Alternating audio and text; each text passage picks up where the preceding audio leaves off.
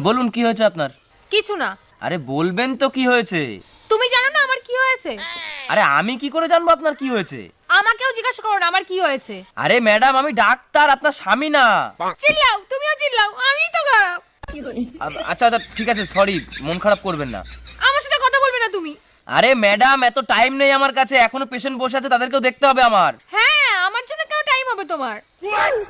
আরে ম্যাডাম আপনি আপনার প্রবলেম না বললে আমি চিকিৎসাটা করব কি করে? হ্যাঁ, আমারই তো প্রবলেম সব। আরে প্রবলেমটা তাহলে কি?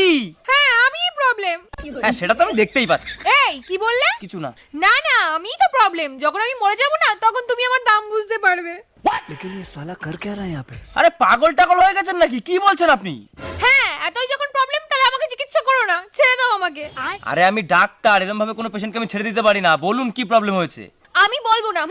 কেন বলবেন না? কারণ তুমি অনেক মহিলা পেশেন্টদেরও দেখো।